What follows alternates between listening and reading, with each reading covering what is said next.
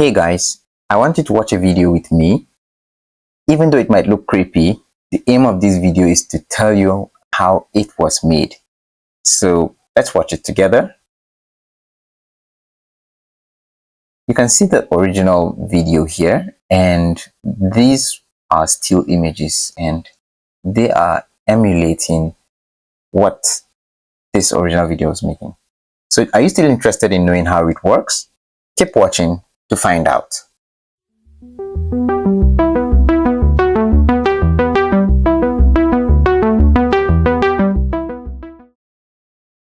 Introducing Live Portrait AI. Live Portrait AI is simply a tool that helps you to animate your still photos, whereby you can just go ahead and add an image here, and then you can add a video that does some form of action, whereby the image itself will emulate what the video does. And it from these samples right here, it kind of works pretty well. I mean, look at this sample. This is some next level animation, which means the use case could be in this case, you could have an animated character and just do the whole face movement thing and talking thing, and you're going to probably just bypass a lot of software related things that you can do behind the scenes. So I came across this tool and I felt, why not show you guys, right? So the first thing you need to do is to just go to liveportrait.org, and signing up is as easy as just using your email address, and that's it, or your Google account. Then you can just come to Playground, because that's where the whole action takes place. It's actually a new tool and they have limited resources, but it won't stop us from giving it a try.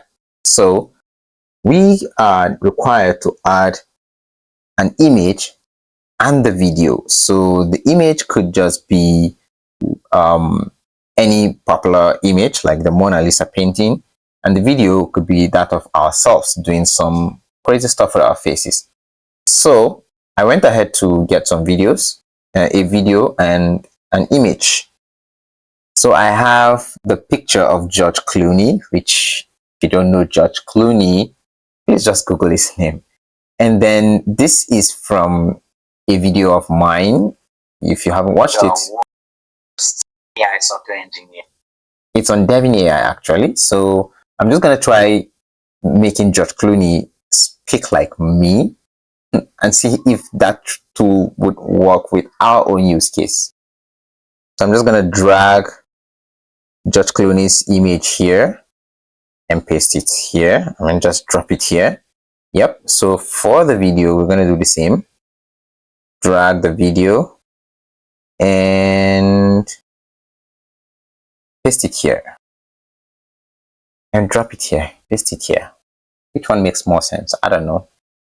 So now that we have an image and a video, the image is actually called the source portrait, and the video is the driving video as mentioned by Live Portrait AI.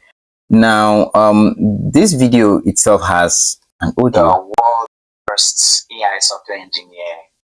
Yeah, so let's see how this works, like factoring in the sound as well. So after uploading this to, the next thing you need to do is just click on animate. It's as simple as that. Step 1, 2, 3. So let's see how fast this goes.